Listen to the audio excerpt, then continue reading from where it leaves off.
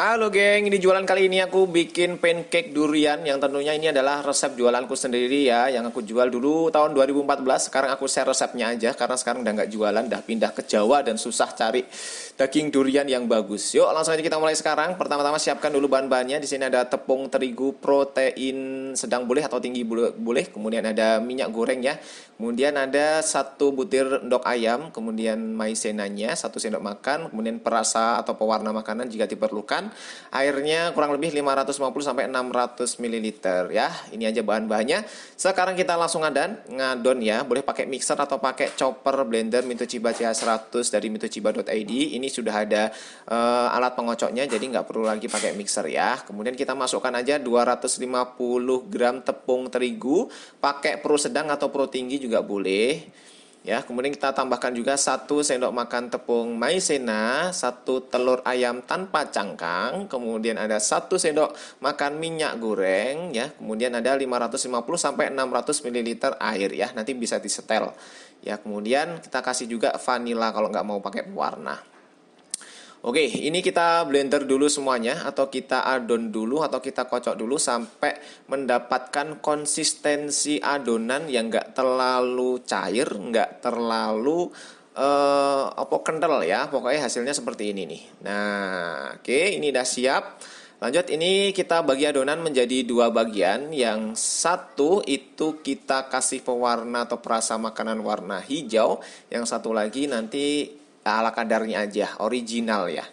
Oke, ini udah siap. Kemudian kita siapkan teflon. Di sini aku memakai 2 teflon. Aku sarankan kalian untuk memakai 2 teflon supaya apa? Supaya lebih cepat dalam proses membuatnya.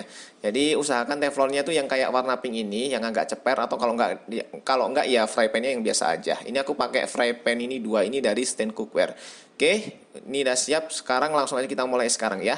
Kemudian step pertama kita setel apinya ke api sedang cenderung kecil. Kemudian fry pan-nya atau penggorengannya ini yang anti lengket ya, kita kasih sedikit minyak supaya nanti nggak lengket. Walaupun teflonmu apik tapi kayak minyak, rasanya ya. Kemudian ini adonannya kalau sudah panas, teflon atau penggorengannya sudah panas, langsung aja kita sokkan 1 sendok makan sayur ya, jangan 1 gayung kakean.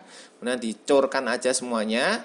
Kalau sudah ditinting-tinting seperti ini, diketok-ketok. Nah, kemudian langsung aja kita panggang lagi dengan api yang sedang cenderung kecil ya.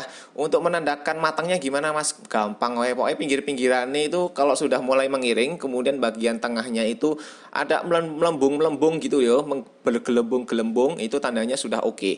Dan kalau sudah matang, jangan langsung dituang ya, atau langsung dipindahkan. Biarkan dulu sesaat ya, sampai nanti dia kelihatan set gitu ya.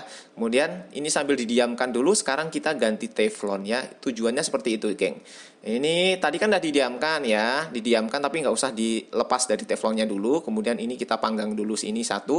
Nanti secara bergantian ya, lakukan semuanya adonan sampai benar-benar selesai semuanya.